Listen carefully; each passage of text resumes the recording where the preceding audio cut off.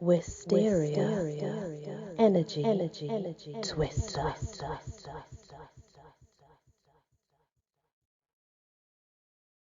Hello everyone, welcome back. Wisteria here, and we're continuing with the fables. This fable's called The Wolves and the Dogs. Once upon a time, the wolves said to the dogs, "Why should we continue to be enemies any longer? You're very like us in most ways. The main difference between us is one of training only. We live a life of freedom, but you are enslaved to mankind, who beat you, and put heavy collars round your necks, and compel you to keep watch over their flocks and herds for them. And to crown all, they give you nothing but bones to eat. Don't put up with it any longer, but hand over the flocks to us, and we will all live on the fat of the land, and feast together." The dogs allowed themselves to be persuaded by these words, and accompanied the wolves into their den. But no sooner were they well inside, the wolves set upon them and tore them to pieces. The lesson in that is, traitors richly deserve their fate. The Bull and the Calf. A full-grown bull was struggling to force his huge bulk through the narrow entrance to a cow house where his stall was, when a young calf came up and said to him, "If you'll step aside a moment, I'll show you the way to get through." The bull turned upon him and had an amused look. "I knew that way," said he, "before you were born." The Trees and the Axe.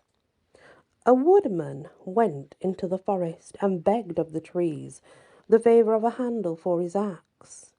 The principal trees at once agreed to do for such a modest request, and unhesitatingly gave him a young ash sapling, out of which he fashioned the handle he desired. No sooner had he done than he set to work to fell the noblest trees in the wood. When they saw this, that he had done, and what he had done with the axe, with the gift that they so gave him, they cried, "Alas, alas, we are undone, but we ourselves to blame. The little we gave has cost us all, and we not sacrifice the right of the ash we might ourselves have stood for ages." I like that. The Astronomer. There was once an astronomer whose habit it was to simply go out at night and observe the stars. One night he was walking about outside, right outside the town gates, gazing up, absorbed into the sky, and not looking where he was going. He fell into a dry well, and as he lay there groaning, someone passing by heard him, and coming to the edge of the well, looked down, and on learning what had happened, said, "If you really mean to say that you were looking so hard at the sky that you didn't even see where your feet were carrying you along the ground, it appears to me that you deserve all you've got." That's nice. Don't help him, just leave him. The Labourer and the Snake. A labourer's little son was bitten by a snake and died of the wound. The father was beside himself with grief, and in his anger against the snake, he caught up an axe and went and stood close to the snake's hole, and watched for a chance of killing it. Presently the snake came out, and the man aimed a bow at it, but only succeeded in cutting off the tip of its tail before it wriggled in again. He then tried to get it to come out a second time, pretending he wished to make up the quarrel, but the snake said, "I can never be your friend because of my lost tail, nor you mine because of your lost child." The lesson in that is injuries are never forgotten in the presence of those who caused them. It's really true though, isn't it? A cage, bird, and the bat. A singing bird was confined in a cage which hung outside a window and had a way of singing at night when all the other birds were asleep. One night a bat came and clung to the bars of the cage and asked the bird why she was so silent by day and sang only at night. "I have a very good reason for doing so," said the bird. "It was once when I was singing in the daytime that a fowler was attracted by my voice and set his nets for me and caught me. Since then I've never sung except at night."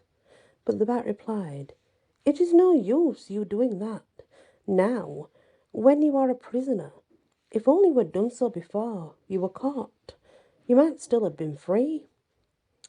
The lesson in that is precautions are useless after the event. Well, that's definitely true. The Kid and the Wolf. A kid strayed from the flock and was chased by a wolf. When he saw he must be caught, he turned round and said to the wolf, "I know, sir, that I can't escape being eaten by you, and so as my life is bound to be short, I pray you let it be merry as may be. Will you not play me a tune to dance before I die?" The wolf saw no objection to having some music before his dinner, so he took out his pipe and began to play, while the kid danced before him. Before many minutes were past, the gods who guarded the flock heard the sound and came up to see what was going on. They no sooner clapped eyes on the wolf than they gave chase and drove him away. As he ran off, he turned and said to the kid, "It's what I thoroughly deserve. My trade is a butcher's, and I have no business to turn piper to please you." And if you notice, there is actually a few fables that are like that, where the wolf makes a mistake and he corrects himself at the end. The debtor and his soul. A man of Athens fell into debt and was pressed for money by his creditor. We had no means of paying at the time, so he begged for delay. But the creditor refused and said he must pay at once. Then the debtor fetched a sow, the only one he had, and took her to market to offer her for sale. It happened that his creditor was there too. Presently a buyer came along and asked if the sow produced good litters. "Yes," said the debtor, "very fine ones. And the remarkable thing is that she produces females at the mysteries and males at the Pantheina festivals these were, and the Athenians always sacrificed a sow at one and a boar at the other, while at the Dionysia they sacrificed a kid." At that the creditor, who was standing by, put in, "Don't be surprised, sir. Why, still better, at the Dionysia this sow has kids." I honestly couldn't tell you the meaning behind that. I'm sure there's a deeper meaning to it. I just don't know what that is. Dionysia is kind of like Diana, goddess of the moon, but also Lucifer, god of the light. I know that. Panathenea, one celebration festival. But the meaning behind it all, I honestly couldn't tell you. It's the first time that I've actually heard it. But I'm assuming it does have something behind it. The Bald Huntsman. A man who had lost all his hair took to wearing a wig, and one day went out hunting. It was blowing rather hard at the time, and he hadn't gone far before a gust of wind caught his hat and carried it off, and his wig too, much to the amusement of the hunt. But he quite entered into the joke and said, "Ah, well, the hair that wig is made of didn't stick to the head on which it grew, and it's no wonder it won't stick to mine." As in, obviously, a hopping hare and then hair. The next one's called The Herdsman and the Lost Bull. A herdsman was tending his cattle when he missed a young bull, one of the finest of the herd. He went at once to look for him, but, meeting with no success in his search, he made a vow that, if he should discover the thief, he would sacrifice a calf to Jupiter. Continuing his search, he entered a thicket, where he presently espied a lion devouring the lost bull. Terrified with fear, he raised his hands to the heaven and cried, "Great Jupiter, I vowed I would sacrifice a calf to thee if I should discover the thief, but now, a full-grown bull, I promise thee, if only I myself escape unhurt from his clutches." The mule is the next one. One morning a mule, who had too much to eat and too little to do, began to think himself a very fine fellow indeed, and frisked about, saying, "My father was undoubtedly a high-spirited horse, and I take after him entirely."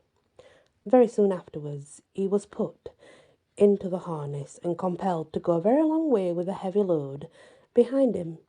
At the end of the day, exhausted by his unusual exertions, he said dejectedly to himself, "I must have been mistaken about my father. He can only have been an ass after all."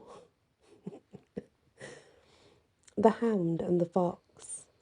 A hound roaming in the forest spied a lion, and being well used to the lesser game, gave chase, thinking he would make a fine quarry. Presently the lion perceived that he was being pursued, so stopping short, he rounded on his pursuer and gave a loud roar. The hound immediately turned tail and fled. A fox, seeing him running away, jeered at him and said, "Ho, ho, there goes the coward who chased a lion and ran away the moment he roared." Well, yeah, it's a lion. I'd run too. And that's the end of this part of the Fables. Thank you for listening. I truly appreciate it. And many blessings. Wisteria, energy, twister.